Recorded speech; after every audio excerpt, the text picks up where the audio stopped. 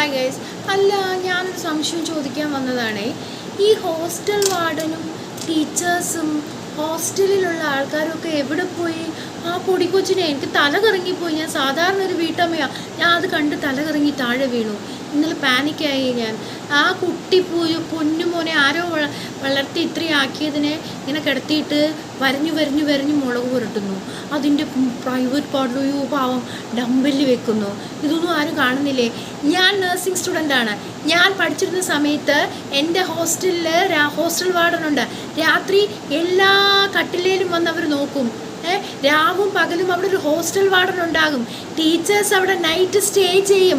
Whether it is male or female, അവർ ഓരോ കുട്ടിയുടെ അടുത്ത് വന്ന് നോക്കും.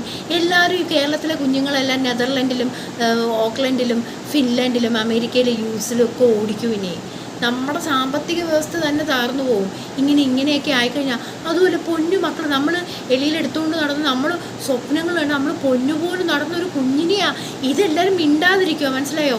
പണ്ട് ഞാൻ ഇതുപോലെ എതിർക്കുമായിരുന്നു ഈ മനുഷ്യരെ ഉപദ്രവിക്കുമ്പോഴേ. അപ്പോൾ എന്ത് ചെയ്യുമെന്ന് വെച്ചാൽ ആണും പെണ്ണും കൂടെ ചേർന്നിട്ട് അത് മനസ്സിലാകാതെ അത് അവരെ ഒരു മെയിൽ പേഴ്സൺ ഒരു ആൺകുട്ടി ഒരു പെണ്ണിനോട് അപമര്യാദയായി ഏത് രീതിയിൽ പെരുമാറുന്നത് കണ്ടാലും അവനെ നമ്മൾ തിരുത്തി കൊടുക്കാൻ ശ്രമിക്കണം, അതിന് കൂട്ടായി നിൽക്കണം. പക്ഷെ ഞാൻ ഇൻസ്റ്റൻസ് ഇങ്ങനെയുള്ള സംഭവങ്ങൾ കണ്ട് ശ്രമിച്ചപ്പോൾ ഞാൻ ഒറ്റപ്പെടുക ചെയ്തിട്ടുള്ളത്. അതുപോലെ എനിക്ക് സംശയം വന്നതേ, ആ കുഞ്ഞ് എന്താ ഇനി നമ്മൾ കുട്ടികളെ പഠിപ്പിക്കേണ്ടത്? ഞാൻ എൻ്റെ കുട്ടിയോട് പറഞ്ഞിട്ടുള്ളത്, ആരെങ്കിലും ഉപദ്രവിക്കാൻ വന്നാൽ തിരിച്ചുപദ്രവിക്കൽ ടീച്ചറിനോട് പറയണമെന്ന്. ഇനി അത് മാറ്റി പറയേണ്ട സമയം വന്നോ? ഒന്ന് തന്നാൽ തിരിച്ച് രണ്ട് കൊടുത്ത്. ആ കുഞ്ഞെ മുളക് പുരട്ടുമ്പോൾ അത് അനങ്ങാണ്ട് കിടക്കുക. അതിൻ്റെ വായിന്ന് ഒരു സൗണ്ടും വരുന്നില്ല. അയ്യോ പാവം, അതിന് റെസ്പോണ്ട് ചെയ്യാൻ പറ്റുന്നില്ല. ഹോസ്റ്റൽ വാർഡന് നൈറ്റിൽ ഇത് വേണ്ടേ? ഒരു ഹോസ്റ്റലാകുമ്പോൾ എങ്ങോട്ടാണോ? ഒരു നഴ്സിംഗ് ഹോസ്റ്റലിൽ വാർഡൻ വേണ്ടേ? സ്റ്റേ ടീച്ചേഴ്സ് വേണ്ടേ?